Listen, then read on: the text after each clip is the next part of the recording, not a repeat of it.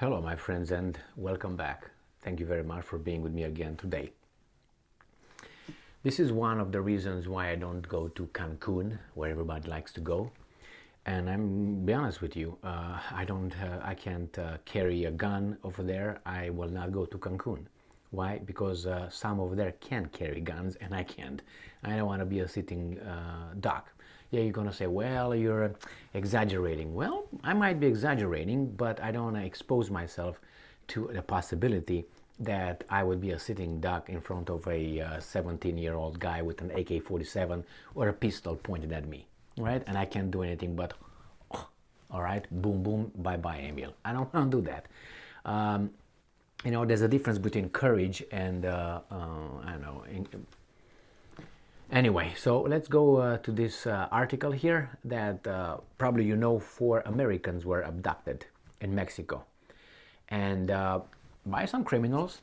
Now the problem is that I see is this: 2 were found dead. So out of 4, we got 2, 50% eliminated. I wonder, will the United States of America emergency get a United Nations Security Council meeting requested? Will they invade Mexico? And if you say, Emil, why would they do that? Well, I'll tell you why. Imagine this happening in Russia. What do you think the United States will do? What do you think? Well, I can tell you what they will do.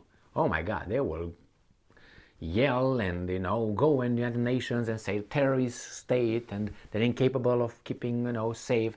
Probably Putin did it and all that. But in this case, as we know, they will not, and for good reason, they will not say, hey, it's the government of Mexico that abducted these guys and they have something with us. No, there's some criminals. And they probably were going to be found and brought in front of justice, or maybe if they resist arrest, they will be up. And that would be it. Unfortunately, 2 out of 4 so far are dead. So let's look into this article a little bit. Associated Press: 2 kidnapped Americans found dead in Mexico, 2 others alive. A member of the Mexican security forces stands next a white pop. Okay. 2 U.S. citizens missing since their violent abduction last week in the northern Mexican border city of Matamoros have been found dead, and 2 others are alive, the state's governor said Tuesday. Tamaulipas government Americo Villarreal said that one of the surviving U.S. citizens was wounded and the other was not. The FBI had reported Sunday that it was searching with Mexican authorities for the missing Americans who had been kidnapped Friday. A relative of one of them said Monday that they traveled together from South Carolina so one of them could get a tummy tuck from a Matamoros doctor. Is that Matamoros? Yes. Shortly after entering Mexico Friday, they were caught in a crossfire of rival cartel groups. A video showed them being loaded into the back of a pickup truck by gunmen.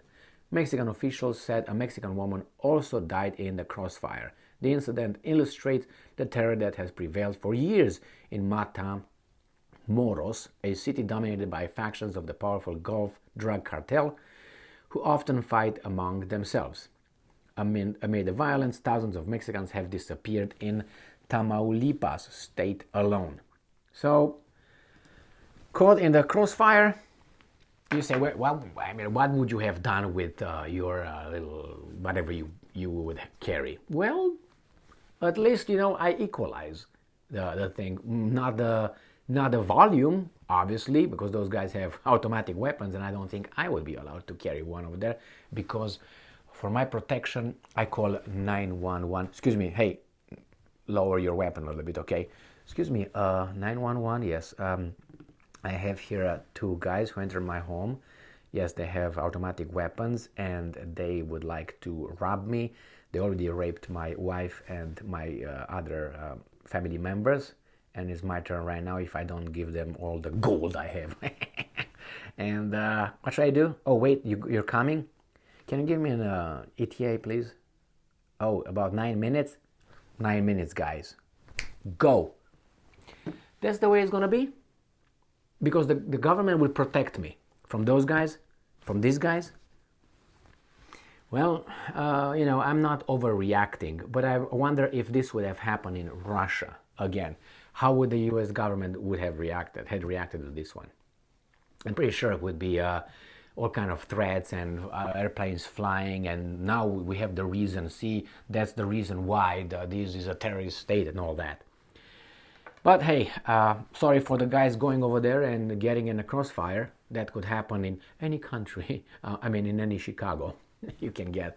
That's why, again, I don't like going to Chicago. Again, in Chicago, in Illinois, you don't have an concealed weapon. You can't. They don't honor your carry permit. I don't think that's an open carry either. So they're very communist anyway. But Lightfoot, Littlefoot was out. Anyway, but who cares? Those guys in Chicago, again, they don't have like pistols or revolvers. They have automatic weapons, and they just walk and from the car. So you don't have even time to. By the time you're here, you got 10 bullets in your butt. So anyway, sorry for the guys over there. Things like this could happen not only there, could happen here as well in certain kind of cities, and. I'm glad that any Russians did not do anything like that, because that would be bad, and it would be a war crime, wouldn't be? Whatever we're gonna call it.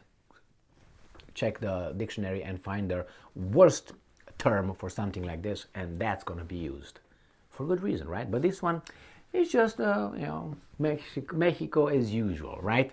No, that's not right. Thank you very much for being with me again today. Stay strong, stay smart. Look for the truth and be just.